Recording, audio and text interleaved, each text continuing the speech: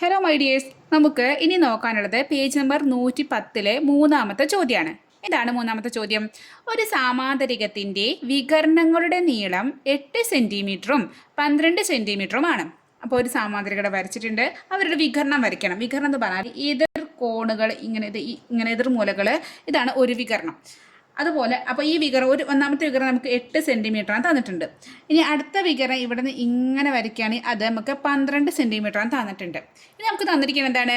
അവയ്ക്കിടയിലെ കോൺ 50 ഡിഗ്രിയാണ്. അതായത് ഈ വികരണത്തിൻ്റെയും ഈ വികരണത്തിൻ്റെ ഇടയിലുള്ള ഈ കോൺ 50 ഡിഗ്രിയാണ് തന്നിട്ടുണ്ട്. അതിൻ്റെ പരപ്പളവ് കണക്കാക്കുക. ഏതിൻ്റെ? ഈ ഒരു ത്രികോണത്തിൻ്റെ പരപ്പളവ് നമുക്ക് കാണണം. ത്രികോണമല്ല, നമുക്ക് ഈ സാമാന്തരികത്തിൻ്റെ.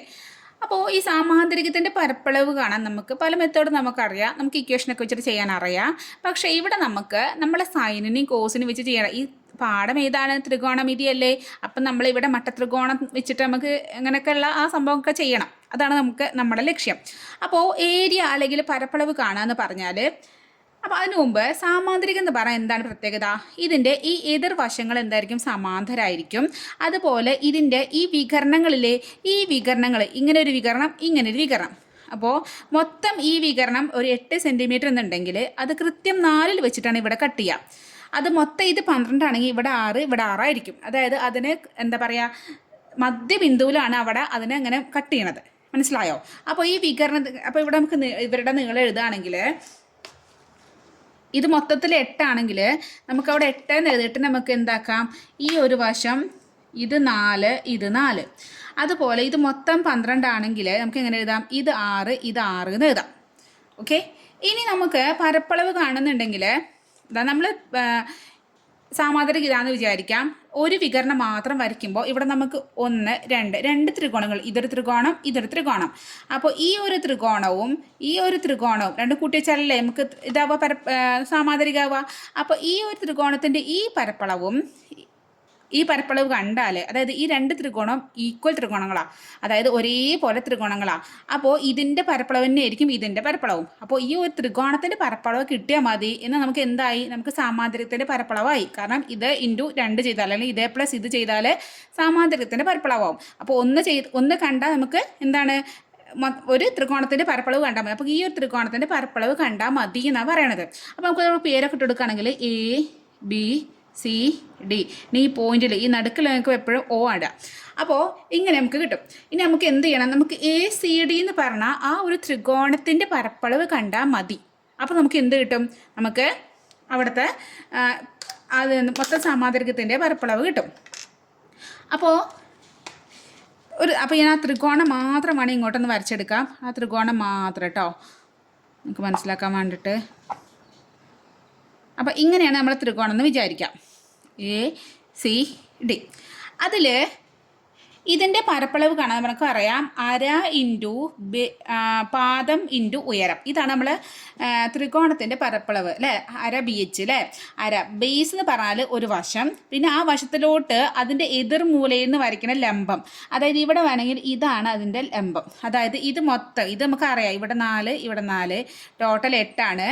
അതുപോലെ ഇതാണ് അപ്പോൾ ഉയരം. അപ്പോൾ നമുക്ക് ഇവിടെ പരപ്പളവ് കാണാൻ നമ്മൾ എന്ത് ചെയ്യണം?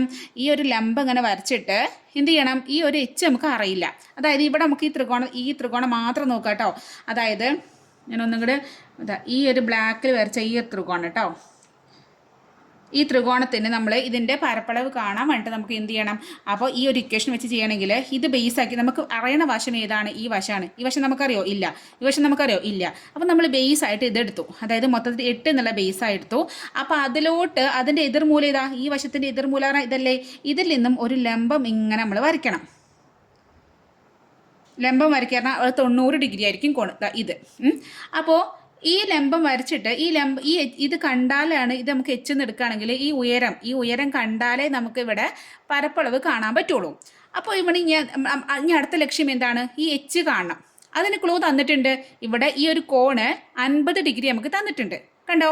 അപ്പോൾ 50 ഡിഗ്രി. അപ്പോൾ നമുക്ക് അതിൻ്റെ ഇടയിൽ ഒരു കുഞ്ഞ് മട്ടത്രികോണം കിട്ടിയിട്ടുണ്ട്. അപ്പോൾ ആ മട്ടത്രികോണം മാത്രം ഞാൻ ഇവിടെ വരച്ച് കാണിച്ചു തരാം കേട്ടോ. ഇതാ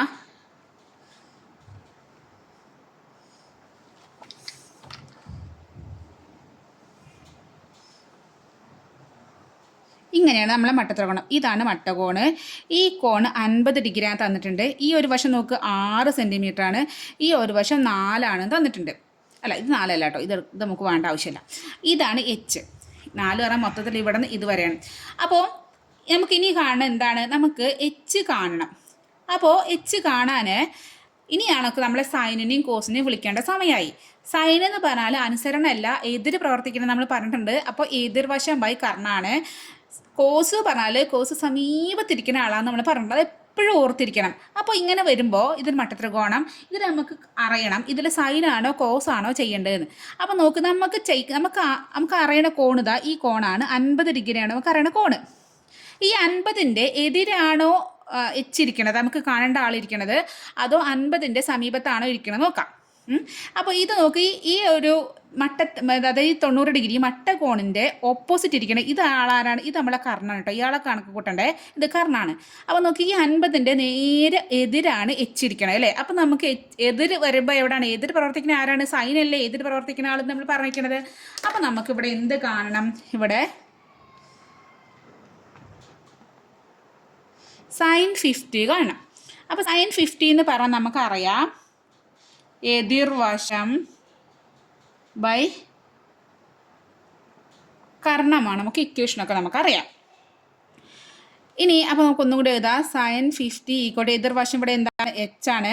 കർണം ഇവിടെ എത്രയാണ്? 6. അപ്പോൾ എച്ച് ബൈ 6 കിട്ടി. ഇനി സൈൻ 50 പേജിൻ്റെ ലാസ്റ്റ് പേജിലോട്ട് പോയിട്ട്, ടെക്സ്റ്റിലെ ലാസ്റ്റ് പേജിലോട്ട് പോയിട്ട് സൈൻ 50ൻ്റെ സൈൻ 50ൻ്റെ വില ലാസ്റ്റില്ല ആ ഒരു ടേബിൾ നോക്കിയിട്ട് കണ്ടെത്താം. അപ്പോൾ സൈൻ 50യുടെ വില നമുക്ക് നോക്കുമ്പോൾ നമുക്ക് എത്ര കിട്ടുന്ന അറിയോ?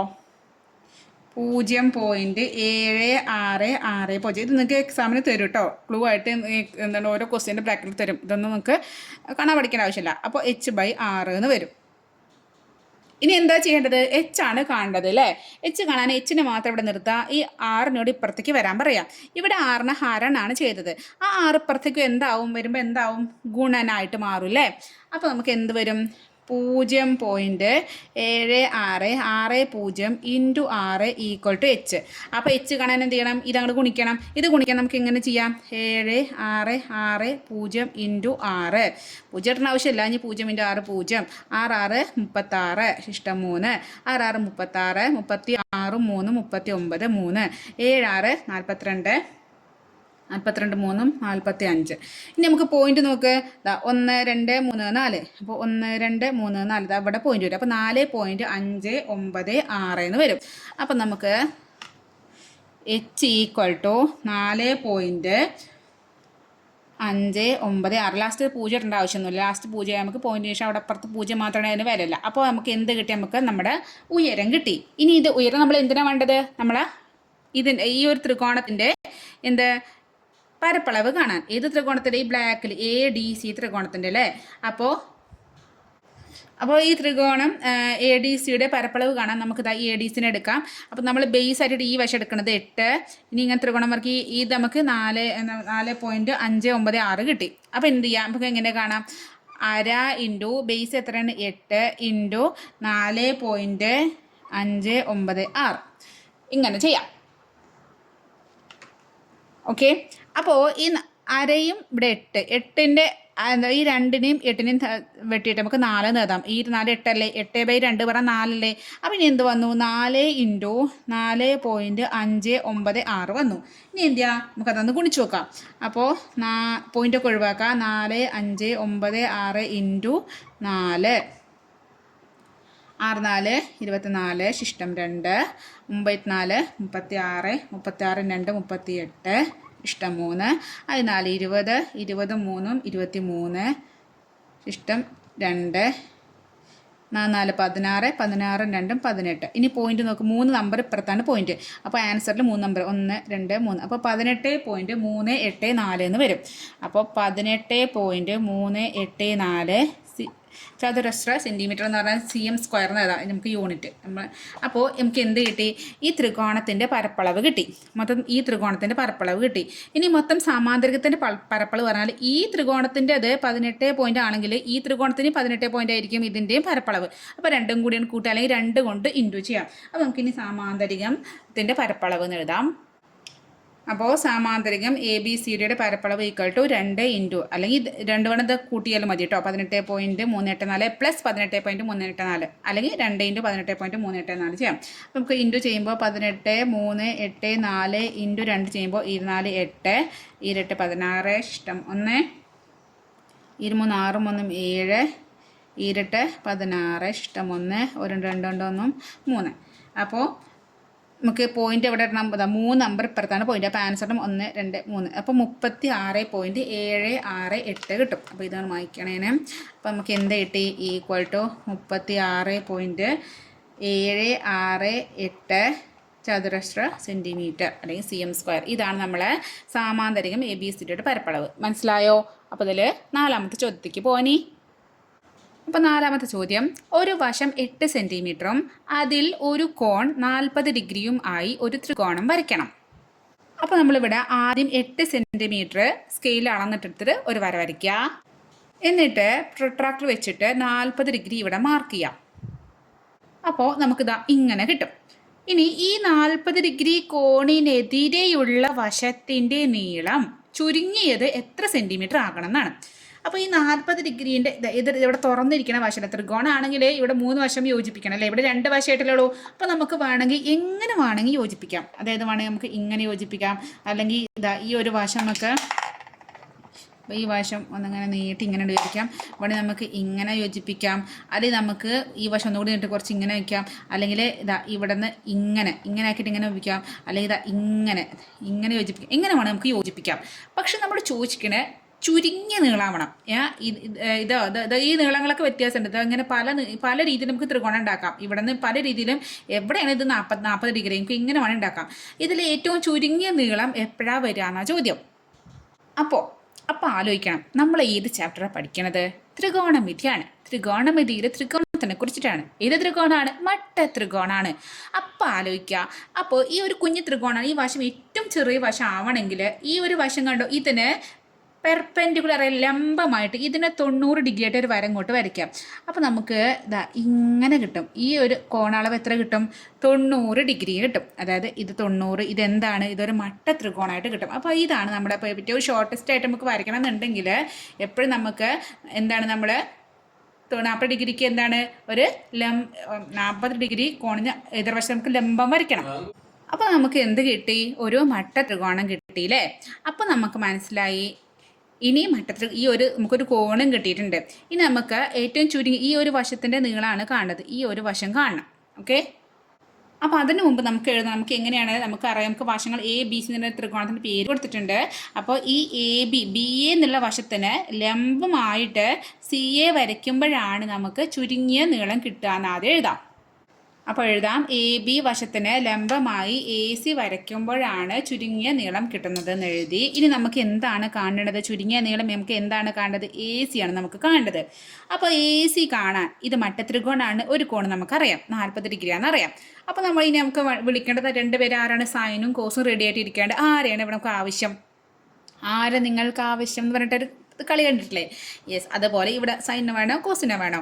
അപ്പം നമ്മൾ എന്ത് ചെയ്യണം? ഈ 40 ഡിഗ്രിൻ്റെ സമീപവശമാണോ നമുക്ക് കാണേണ്ടത്, എതിർവശമാണോ നമുക്ക് കാണേണ്ടത്? ഇവിടെ നോക്കുമ്പോൾ തന്നെ അറിയാം 40 ഡിഗ്രിൻ്റെ എതിർവശമാണ് കാണേണ്ടത് അല്ലേ? സമീപവശം നമുക്ക് അറിയാം. അപ്പോൾ ഈ 90 അപ്പോൾ നമുക്ക് 90 ഡിഗ്രി ഓപ്പോസിറ്റ് നമുക്ക് കാരണം നമുക്ക് 8 തന്നിട്ടുണ്ട്. അപ്പോൾ നമുക്കിവിടെ സൈൻ 40 എതിരല്ലേ കാണേണ്ടത്. അപ്പോൾ നമുക്കിവിടെ എന്താണ് കാണേണ്ടത്? സൈൻ 40 കാണേണ്ടത്. അപ്പോൾ നമുക്ക് സൈൻ 40 എന്ന് പറഞ്ഞാൽ നമുക്കറിയാം സൈൻ തീറ്റ എന്ന് പറഞ്ഞാൽ എതിർവശം ബൈ കർണമാണ്. അപ്പോൾ സൈൻ 40 ഈക്വൽ ടു എതിർവശം എന്ന് പറഞ്ഞാൽ ഇവിടെ ഈ ഒരു എ സി ആണ്.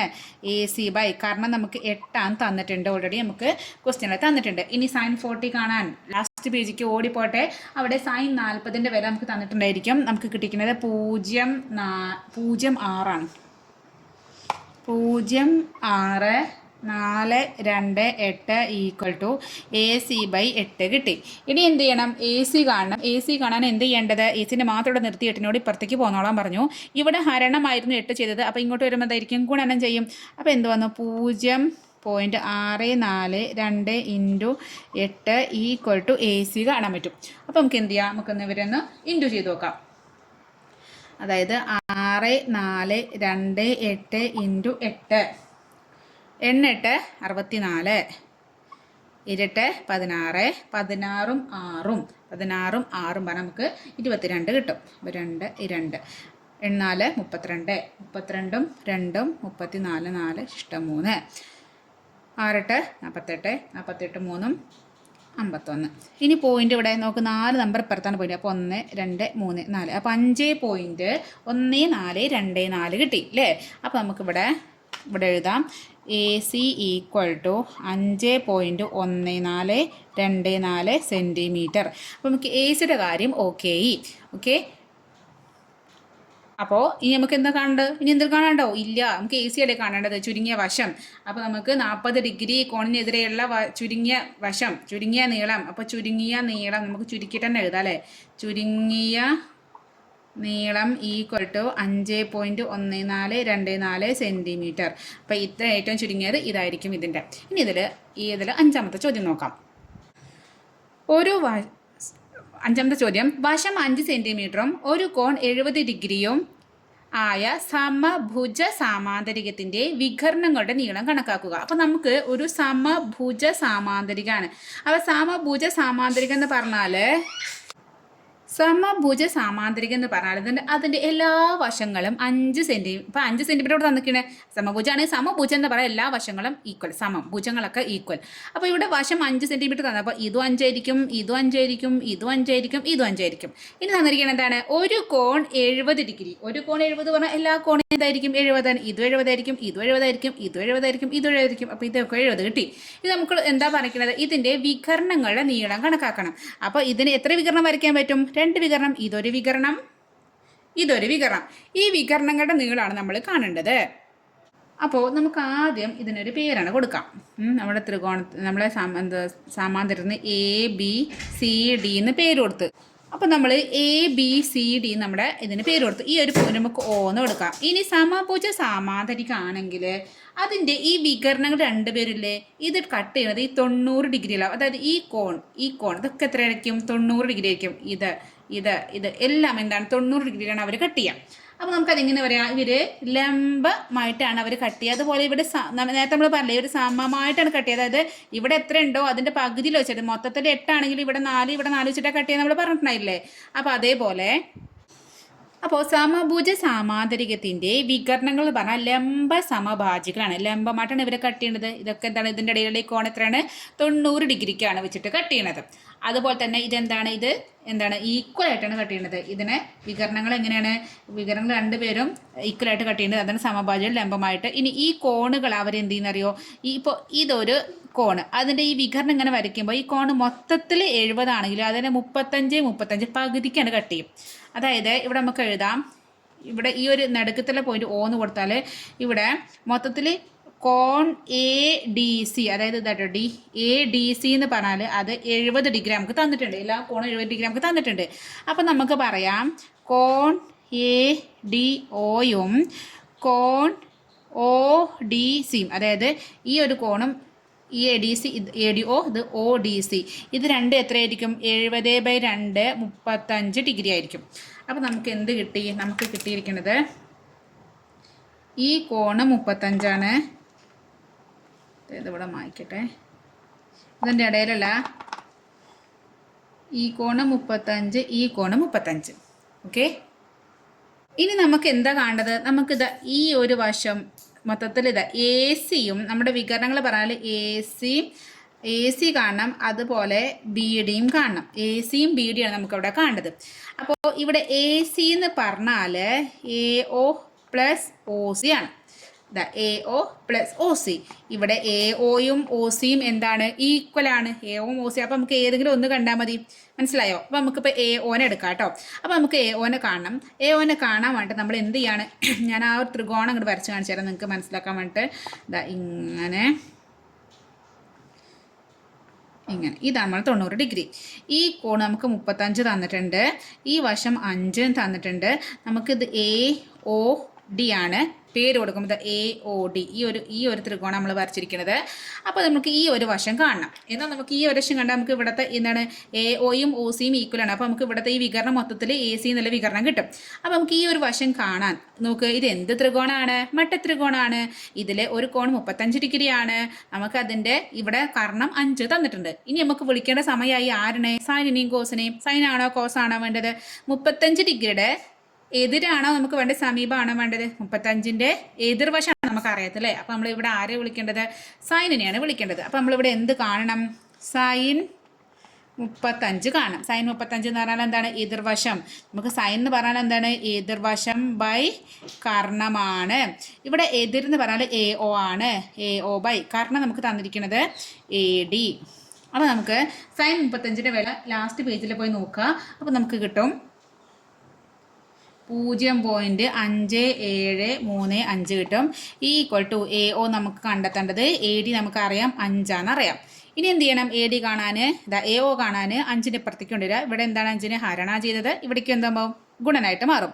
അപ്പോൾ 0.5735 × 5 എ ഒ. നമുക്ക് ഇവിടെ നിന്ന് ഗുണിച്ച് നോക്കാം. 5735 × 5 5 25 ശിഷ്ടം 2 5 15 15 2 17 ശിഷ്ടം 1 7 35 35 1 36 6 ശിഷ്ടം 3 5 25 25 3 28. ഇനി പോയിന്റ് നോക്ക്, 4 നമ്പർ ഇപ്പുറത്തെ പോയിന്റ് ഉണ്ട്. അപ്പോൾ 1 2 3 4. അപ്പോൾ നമുക്ക് എന്ത് കിട്ടി? A O equal to 2.865 centimetre എന്ന് കിട്ടി. അപ്പോൾ ഈ ഒരു വശം നമുക്ക് കിട്ടി. എത്രയാണ്? ഈ ഒരു വശം 2.8675 എന്ന് കിട്ടി. ഓക്കെ. അപ്പോൾ നമുക്ക് ഇനി ഈ ഒരു വശം കൂടി കാണാം. നമുക്ക് എന്ത് ചെയ്യാം? ഇതുപോലെ ഇതിവിടെ എത്രയായിരിക്കും? 2.8675. അപ്പോൾ മൊത്തത്തിൽ 2 കൂടിയാണ് കൂട്ടിയാൽ മതി. ഓക്കെ. അപ്പോൾ നമുക്ക് എ ഒയും ഒ സിയും എത്ര കിട്ടി? 2.8675 സെൻറ്റിമീറ്റർ ആണ് കിട്ടി. അപ്പോൾ നമുക്ക് എ സി മൊത്തം കാണാൻ എന്താണ്? A O plus O C ആണ്. അപ്പോൾ എന്ത് ചെയ്യുക? 2.8675 പ്ലസ് 2.8675 ചെയ്യാം.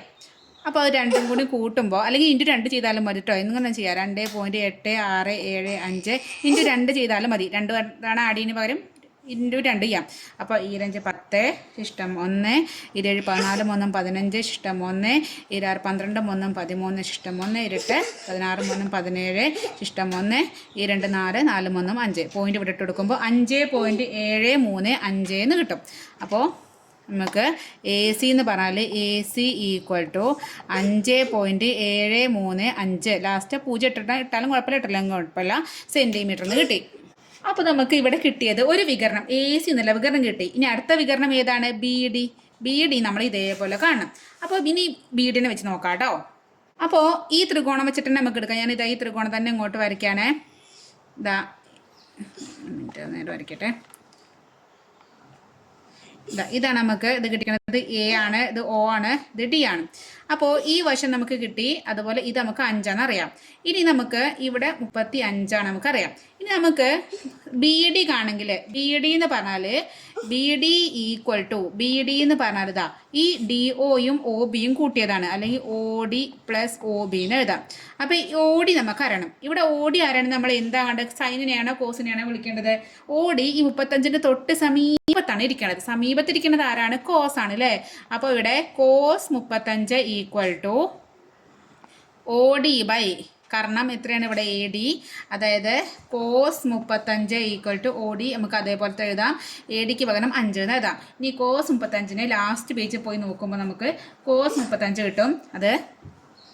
അപ്പം നമുക്ക് കോസ് 35 കിട്ടുമ്പോൾ കിട്ടുക 0.8191 equal to O D by 5 കിട്ടി. ഇനി ഒ ഡി ആണ് എന്ത് ചെയ്യാം? 5നെ ഇപ്പുറത്തേക്ക് കൊണ്ടുവരാം അല്ലേ. അപ്പോൾ 0.8191 ഇവിടേക്ക് വരുമ്പോൾ എന്താവും? 5 ആവും. Equal to O D. നമുക്കൊന്ന് ചെയ്ത് നോക്കാം. 8191 അല്ലേ ഇൻറ്റു 5. അപ്പോൾ 5 5 9 5 45 5 ശിഷ്ടം 4 5 5 5 4 9 5 40. ഇനി പോയിന്റ് ഇടുമ്പോൾ 4 നമ്പർ ഇപ്പുറത്ത് പോയിന്റ് ഇടണം. 1 2 3 4. അപ്പോൾ 4.0955 കിട്ടും. അപ്പോൾ നമുക്ക് O D equal to 4.095 centimetre. അപ്പോൾ ഈ ഒ ഡി കിട്ടിയാൽ ഇവിടെ ഉണ്ട്. ഈ ഒ ഡി എത്രയും 4 പോയിൻ്റ് ആണെങ്കിൽ 4.09 ആണ്. ഇതും 4.9 തന്നെ ആയിരിക്കും. മനസ്സിലായോ? ഇതിൻ്റെ പകുതിയാണ്. അപ്പോൾ നമുക്ക് ഇതിവിടെ എഴുതാം. നമുക്ക് ഇതൊക്കെ മായ്ച്ചിട്ട് ഇവിടെ നമുക്ക് എഴുതാം. O D equal to O B. O ഡിയും ഒ ബിയും ഈക്വലാണ്. അത് ഈക്വൽ ടു നമുക്ക് എന്ത് കിട്ടി? 4.0955 സെൻറ്റിമീറ്റർ കിട്ടി. ഇനി നമ്മൾ എന്ത് ചെയ്യണം? നമുക്ക് ബി ഡി എന്ന് പറഞ്ഞാൽ O D plus O B ആണ്. അപ്പം നമ്മൾ 4.0955 ഇൻറ്റു 2 അല്ലെങ്കിൽ പ്ലസ് ചെയ്താൽ മതി കേട്ടോ. 2 തവണ പ്ലസ് ചെയ്താൽ മതി. അപ്പോൾ നമുക്ക് ഇൻറ്റു ചെയ്യുമ്പോൾ 4.0955 ഇൻറ്റു 2 ചെയ്യുമ്പോൾ 25 10 ഇഷ്ടം 1 25 10 1 11 1 20 18 1 19 ഇഷ്ടം 1 പിന്നെ ഈ 0 പിന്നെ 1 24 8 0.4 നമ്പർ ഇപ്പുറത്തിടുമ്പോൾ എന്ത് വന്നു? B D equal to 8.191. Last 0 ഇട്ടാലും കുഴപ്പമില്ല, കിട്ടില്ല. ഇത്രയും സെൻറ്റിമീറ്റർ. അപ്പോൾ നമുക്ക് ഒരു വികരണം ബി ഡി എന്നുള്ള വികരണം ഇതും കിട്ടി, എ സി എന്നുള്ള വികരണം ഇതും കിട്ടി. അപ്പോൾ നമ്മൾ 2 വികരണങ്ങൾ നമ്മളിവിടെ എന്ത് ചെയ്തു? കണ്ടുപിടിച്ചു. ഇനി അടുത്ത ത്രികോണം വൃത്തം എന്നുള്ള ടോപ്പിക്കാണ്. ആ ടോപ്പിക്ക് നമുക്ക് ഇതിൻ്റെ അടുത്ത ക്ലാസ് എടുക്കാം. അപ്പോൾ ഇത്രയും നിങ്ങൾക്ക് മനസ്സിലായി എന്ന് വിചാരിക്കണു. ഡൗട്ട് ഉണ്ടെങ്കിൽ ചോദിക്കാം. മാക്സിമം നിങ്ങൾക്ക് മനസ്സിലാവുന്ന രീതിയിൽ പറഞ്ഞിട്ടുണ്ട്. അപ്പോൾ ഇതിൻ്റെ അടുത്ത ക്ലാസ്സിൽ അടുത്ത ഭാഗം കാണാം. Okay, bye.